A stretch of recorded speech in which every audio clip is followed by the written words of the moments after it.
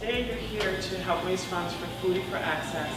And I'll come back a little later on and tell you the why behind the story, but I'm going to tell you the what right now.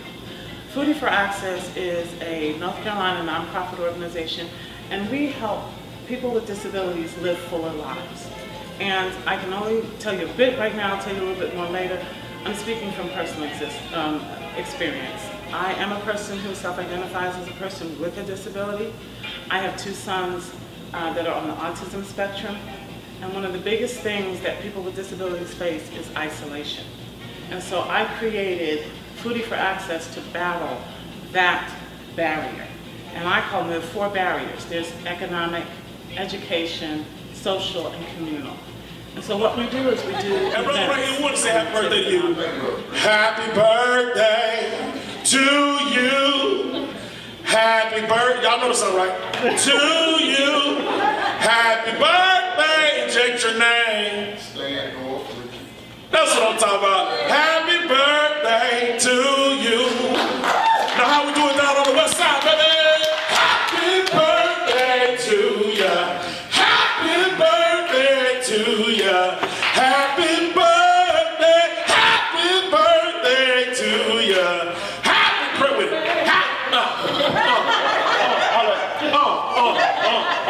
Alright, I love y'all like cook food, man. My name no said. I can't make you rich, but I can make you smile. God bless you. As you all know, this topic is very applicable to where we all are as Christians. So I'm going to have our wonderful panelists come up. We have Mr. John Barnett. He's in the room. Let's give him a round of applause as he walks in. We are going to next have Mr. Charles Clark. He's in the room. Please come forward.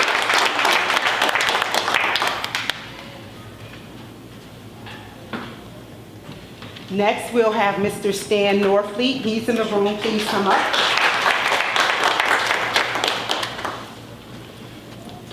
We have Mr. Jeffrey Knox in the room. Please come up.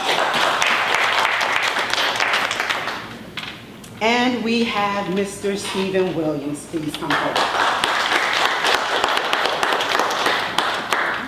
That's not the point.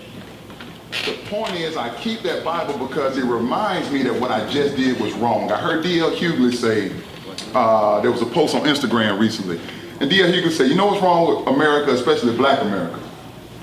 He said there's no more shame. You used to be embarrassed if you sold dope. You used to be embarrassed if you were on the pole. Not judging anyone, I'm just speaking of what Enough Said talked about, where we come from, our parents, our legacy, right? Our history, rather. There's no more shame in America.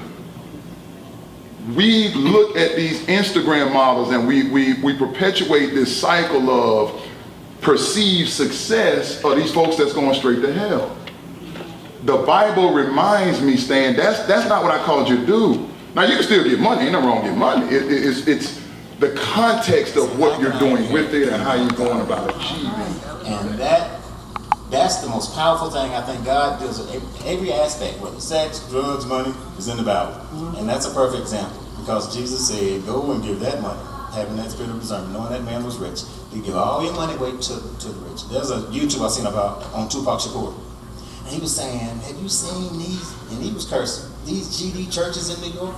Why does God got to have a gold ceiling to talk to me? Why does all these churches have all this money and we got homeless people in New York City? And I think it's just, at the end of the day, you have to realize that these stories historically have shown us what money can do to you, what money has done to O.J. Simpson, right? Michael Jackson, most powerful brother in the world. You still had to pay Johnny Cochran to get out of trouble.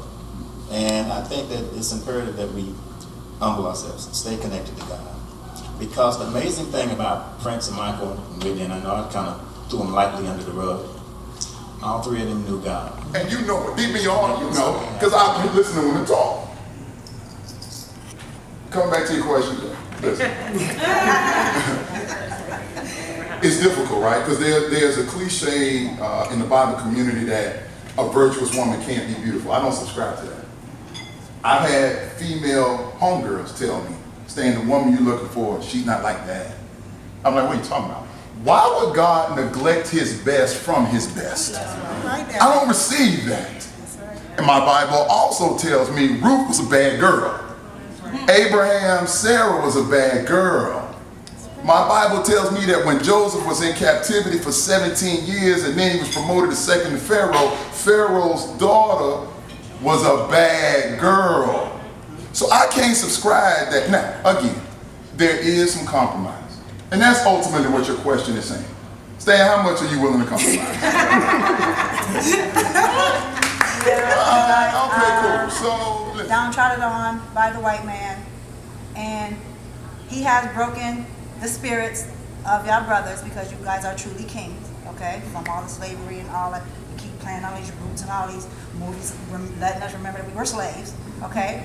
And you guys are bigger than life, but you have to downsize yourself and go out into this world and become minimal when you're not. So yeah, you need a woman that is going to understand and not break you when you come home. Definitely understand that. But history, government, they brought drugs and everything, infiltrated our neighborhoods, messed up the black families. We were strung out. Money came more easy. You know, drugs came as a plague to our neighborhoods. And everything got messed up. It was easy for men to get money, wasn't legal, but they got the money. They wasn't going to work and just having regular standard jobs like they were like in the 60s and 50s. And, you know, the man was going to work and they were housewives. Now, we got this easy money. Everything's easy, okay? So everybody trying to get an easy ride.